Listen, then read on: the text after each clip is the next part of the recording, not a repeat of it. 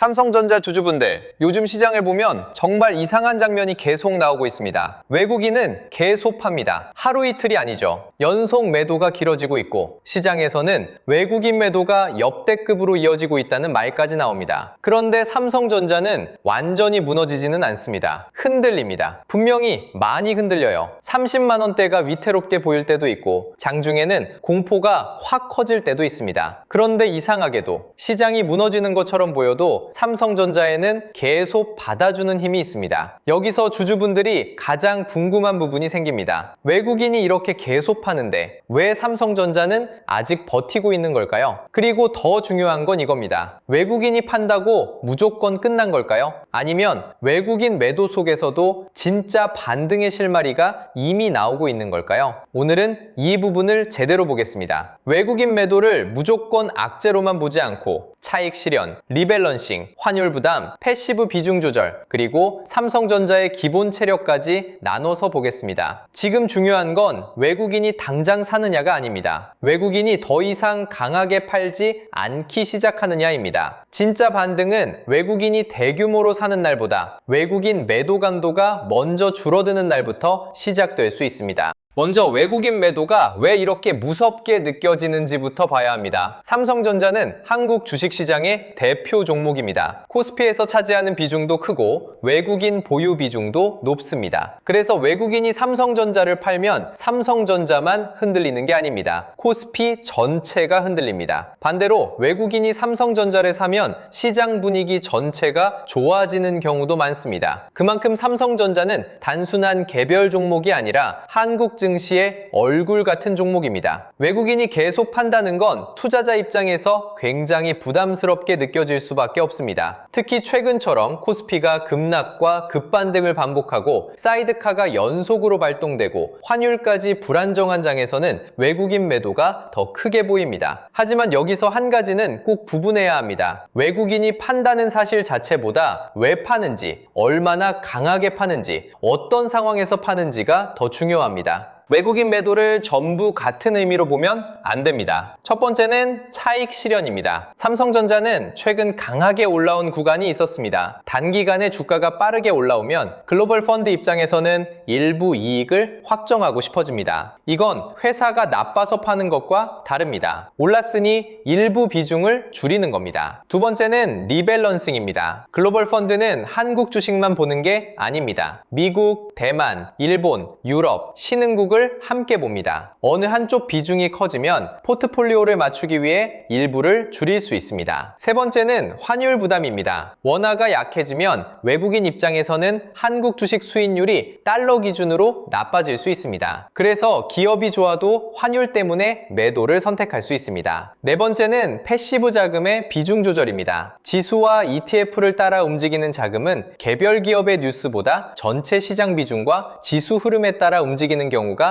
많습니다. 이렇게 보면 외국인 매도는 항상 삼성전자 자체에 대한 부정적 판단만을 의미하지는 않습니다. 물론 외국인 매도를 가볍게 봐도 된다는 뜻은 아닙니다. 삼성전자처럼 시가총액이 큰 종목은 외국인 매도가 이어지면 분명히 부담이 됩니다. 특히 외국인과 기관이 동시에 팔면 주가는 쉽게 위로 가지 못합니다. 개인이 아무리 많이 사도 외국인과 기관 물량이 계속 나오면 상승은 중간중간 막히게 됩니다. 최근 장에서도 비슷한 흐름이 나왔습니다. 외국인과 기관이 대규모로 팔고 개인이 그 물량을 받아내는 장면이 반복됐습니다. 이런 흐름에서 개인 매수가 많다고 무조건 긍정적으로 보기는 어렵습니다. 개인이 저가 매수에 나선 건 의미가 있지만 큰돈이 계속 빠져나가는 상황에서는 주가가 버티는 힘과 올라가는 힘을 나누어서 봐야 합니다. 받아주는 힘은 있습니다. 하지만 강하게 밀어올리는 힘은 아직 부족할 수 있습니다. 그래서 지금 삼성전자는 무너지지 않는 힘과 올라가지 못하는 부담이 동시에 있는 구간입니다. 그럼 삼성전자는 왜 완전히 무너지지 않을까요? 첫 번째 이유는 삼성전자가 여전히 한국 시장의 핵심 자산이기 때문입니다. 삼성전자는 단기 테마주가 아닙니다. D램, 낸드, HBM, 파운드리, 스마트폰, 가전, 패키징까지 여러 사업을 가진 거대한 기업입니다. 단기적으로 장기적으로 외국인이 팔아도 장기 투자자 입장에서는 한국 반도체 사이클을 볼 때 삼성전자를 완전히 제외하기 어렵습니다. 두 번째 이유는 실적 회복 기대입니다. D램 가격 회복, AI 서버 수요, 낸드와 기업용 SSD 회복 가능성, HBM 로드맵이 모두 남아 있습니다. 세 번째 이유는 저가 매수 심리입니다. 삼성전자가 크게 흔들리면 개인 투자자뿐 아니라 일부 기관 자금도 다시 관심을 갖게 됩니다. 특히 오래 들고 계신 주주분들은 삼성전자를 단기 급등락 종목으로 보기보다 한국 대표 반도체 자산으로 보는 경우가 많습니다. 이런 성격이 삼성전자를 완전히 무너뜨리지 않는 힘이 됩니다.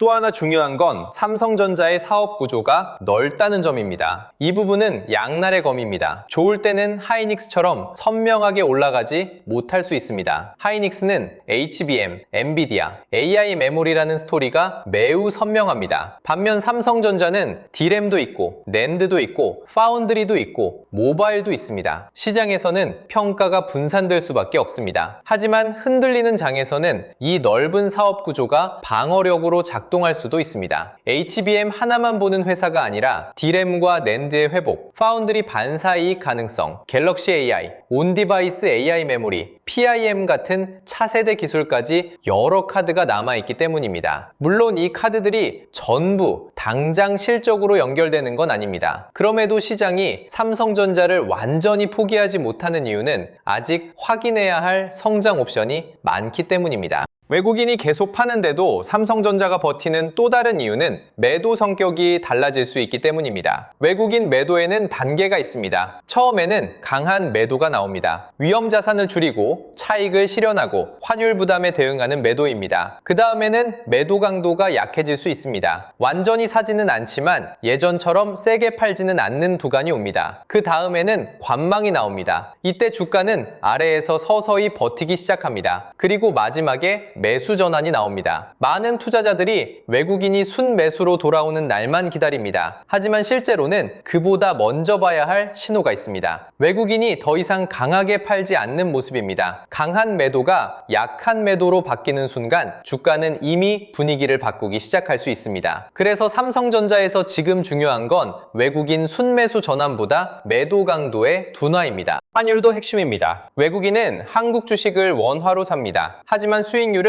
달러 기준으로 계산합니다. 원화가 약해지면 주가가 그대로 있어도 외국인 입장에서는 손실 부담이 생길 수 있습니다. 그래서 원달러 환율이 올라가면 삼성전자 같은 대형주에는 외국인 매도 압력이 커질 수 있습니다. 최근 환율이 1520원대까지 올라오면서 외국인 수급 부담이 더 커졌습니다. 이건 삼성전자의 기술력이나 실적만으로 설명할 수 없는 부분입니다. 기업이 좋아도 환율이 불안하면 외국인이 쉽게 들어오기 어렵습니다. 반대로 환율이 안정되기 시작하면 외국인 매도 압력도 줄어들 수 있습니다. 삼성전자 반등을 보려면 주가 차트만 볼 게 아니라 환율 차트도 같이 봐야 합니다. 환율이 안정되고 미국 반도체주가 버티고 외국인 매도 강도가 줄어들면 삼성전자 주가도 훨씬 편해질 수 있습니다. 미국 반도체주도 중요합니다. 삼성전자는 한국 기업이지만 주가는 글로벌 반도체 흐름과 함께 움직입니다. 엔비디아, 브로드컴, 마이크론, AMD, 그리고 필라델피아 반도체 지수가 흔들리면 삼성전자도 영향을 받습니다. 특히 AI 반도체 기대감으로 올라온 구간에서는 미국 기술주 분위기가 더 중요해집니다. 미국에서 AI 인프라 투자 우려가 나오거나 데이터 센터 투자 속도에 의심이 생기거나 반도체 지수가 급락하면 한국 반도체도 같이 흔들립니다. 외국인 입장에서는 삼성전자를 한국 개별 종목으로만 보는 게 아닙니다. 글로벌 반도체 포트폴리오의 일부로 봅니다. 미국 반도체주가 불안하면 한국 반도체 비중도 줄일 수 있습니다. 그래서 삼성전자 주가가 버티려면 북미 뉴스만 좋아서는 부족합니다. 미국 반도체주가 안정돼야 하고 AI 인프라 투자 심리도 다시 살아야 합니다.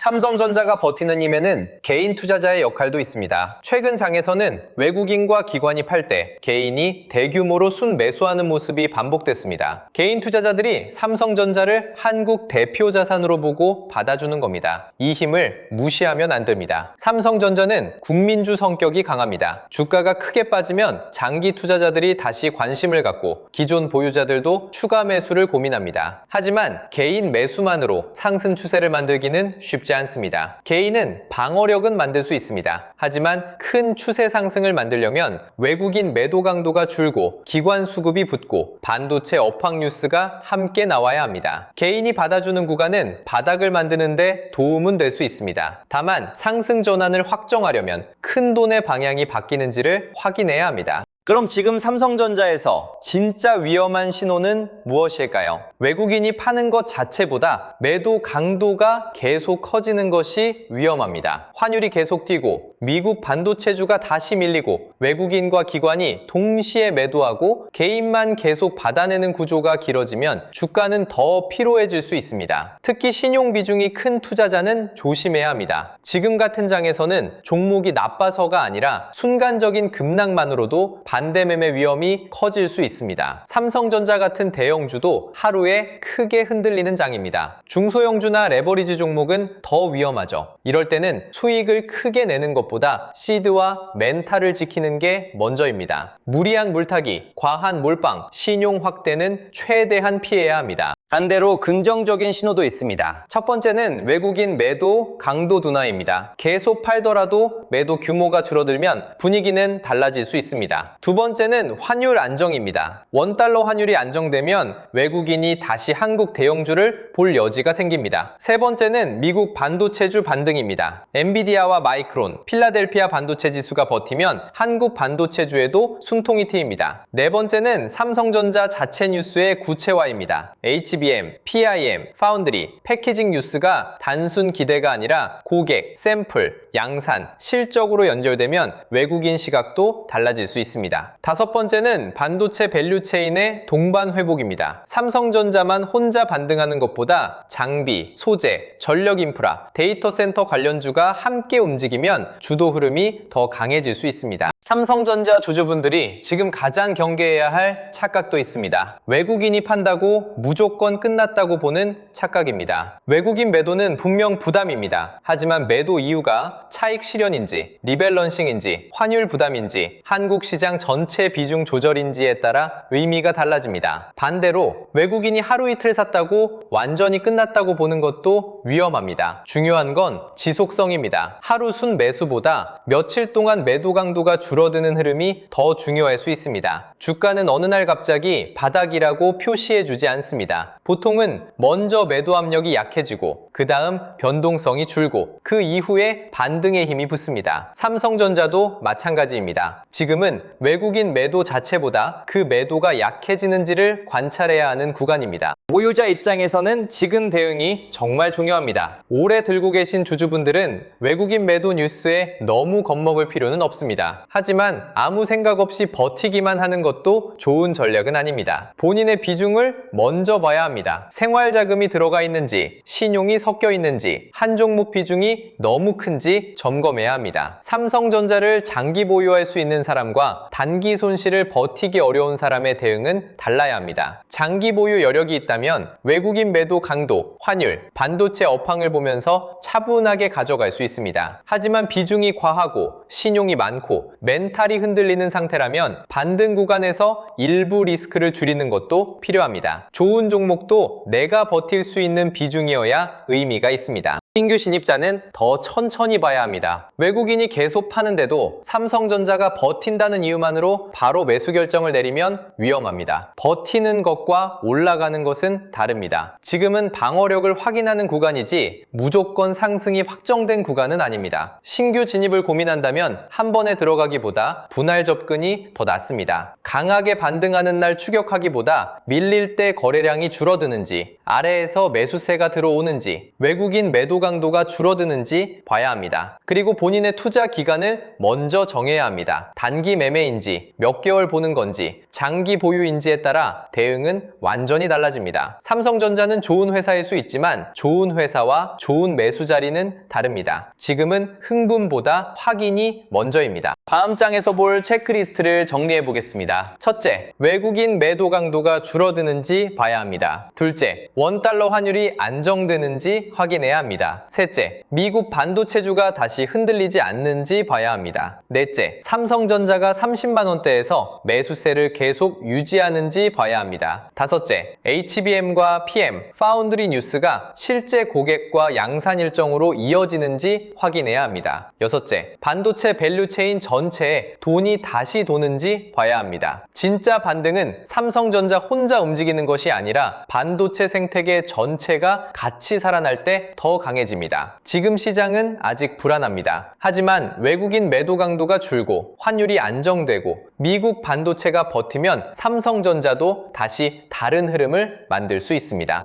그리고 요즘처럼 시장 흐름이 빠르게 바뀌는 장에서는 혼자서 모든 뉴스와 수급을 따라가기 어렵습니다. 영상 하단 더보기란에 있는 신청 페이지를 통해 주도주 알림센터 입장 안내를 받아보실 수 있습니다. 주도주 알림센터에서는 시장 흐름과 관심 종목 신호를 중심으로 삼성전자, SK하이닉스, 반도체 소부장, 전력인프라처럼 돈이 움직이는 구간을 함께 확인하실 수 있도록 준비하고 있습니다. 텔레그램 링크를 바로 공개하는 방식은 아니고요. 영상 하단 더보기란의 신청 페이지에서 신청해 주시면 확인 후 입장 안내를 받으실 수 있습니다. 요즘처럼 외국인 매도와 환율, 미국 반도체주 흐름이 하루하루 시장을 크게 흔드는 장에서는 단순 뉴스보다 수급과 주도 흐름을 같이 보는 게 중요합니다. 혼자 시장을 쫓아가기 어렵다면 주도주 알림센터 입장 안내도 함께 확인해 보시면 좋겠습니다. 외국인이 계속 판다고 삼성전자가 무조건 끝난 건 아닙니다. 하지만 외국인 매도를 가볍게 봐도 되는 것도 아닙니다. 지금 중요한 건 외국인이 파느냐, 사느냐의 단순한 구분이 아닙니다. 매도 강도가 줄어드는지, 환율이 안정되는지, 미국 반도체주가 버티는지, 삼성전자 아래에서 매수세가 살아나는지가 핵심입니다. 삼성전자가 버티는 이유는 있습니다. 한국 시장의 대표 자산이고 D램과 낸드 회복 기대가 있으며 HBM과 PIM, 파운드리, 패키징 같은 성장 카드도 남아 있습니다. 개인 투자자의 저가 매수 심리도 방어력을 만들고 있습니다. 하지만 진짜 반등은 방어력만으로 나오지 않습니다. 외국인 매도 압력이 약해지고 큰 돈이 다시 들어올 명분이 생겨야 합니다. 삼성전자 주주분들은 외국인 매도 뉴스에 공포만 느끼기보다 그 매도의 성격과 강도가 어떻게 바뀌는지 봐야 합니다. 반등은 외국인이 대규모로 사는 날보다 외국인이 더 이상 강하게 팔지 않는 날부터 시작될 수 있습니다. 다음 장에서는 그 신호가 나오는지 차분하게 확인해 봐야겠습니다.